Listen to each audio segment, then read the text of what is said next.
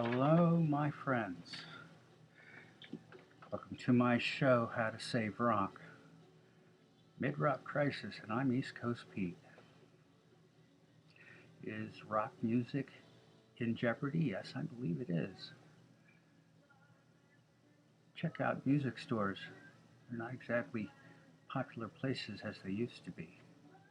You aren't buying amps and guitars and strats, basses, PA systems. The millennials are way better at video games like Guitar Hero than they are at putting together bands. And the money seems to have fallen out of the system, and it's not really automatic that you're going to become a rock star no matter how talented you are. But I'll tell you what, you don't really need a lot of money to create art. And that's one way to save rock, by calling it art and remembering the people from the past who created it. Don Felder,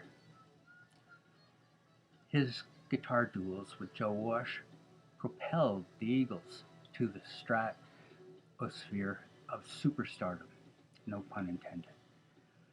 Don Henley, the drumming tenor, and Glenn Frey, the strummer heartthrob, wrote hits for sure, but there was never a rock band with such soft songs and such hard feelings, bad vibes. Don Felder, the hired gun, was born in 1947 in Gainesville, Florida.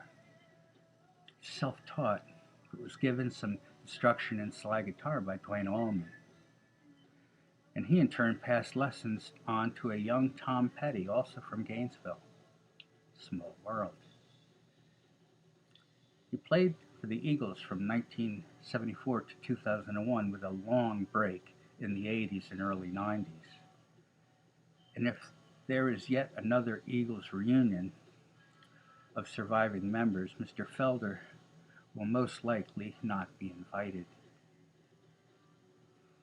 So how did he come to be with the Eagles? Well, original member Bernie Ledden left the band when Joe Walsh arrived. Since Bernie wanted to go full country, Eagles saw their future in mellow rock. It was after Felder and Walsh came in that the hits began and the money flowed. Hotel California was their breakthrough. And you may have heard this forever, but I still love the extended guitar duel ending. Felder and Frey were feuding on their follow-up album, The Long Run. Then Henley and Frey flared, and that was the end of the Eagles. It was 1980. The Eagles reformed in 94 and toured until 2001, but it couldn't have been much fun. The business side of the band was unworkable at many levels, and Don Felder sued the band for breach of contract. Henley and Frey countersued, wanting bigger percentages and angry about Felder's tell-all book, Heaven and Hell, My Life with the Eagles, for which they held up the publishing until 2007. The case was unamicably settled out of court. Walsh went back to his successful solo career. Timothy B. Schmidt surfaced on a bunch of albums, including Felder's, Bob Seger, and Toto. Henley formed his own band, and so did Felder. They both do Eagles songs at their shows these days, but Henley had by far the most success with his solo efforts. The Eagles would sell over 100 million albums. After he left the Eagles the first time, Felder did session work with Stevie Nicks, Diana Ross, the Bee Gees, and many others. His first solo album, Airborne, had a minor hit, Never Surrender. It's co-written with Kenny Loggins. It had got some attention from being included on the soundtrack of Fast Times at Ridgemont High, Sean Penn's popular first landmark movie. And then in 2012, Don Felder's album Road to Forever is called a timeless classic that steers clear of mawkish sentimentality, unquote. That's from Rolling Stone magazine.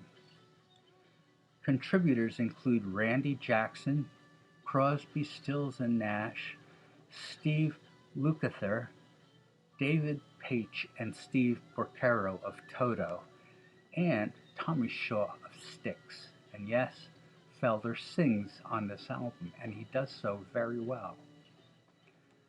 Like John Entwistle, Felder collects guitars, housing over 300 acoustic and electrics. How many of them have more than one neck is a point of conjecture. So much of art is ego-driven. It is a component of creativity. The best artists are always in jeopardy of their self-image imposing on their craft.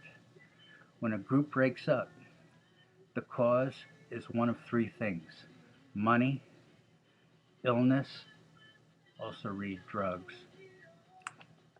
and egotism.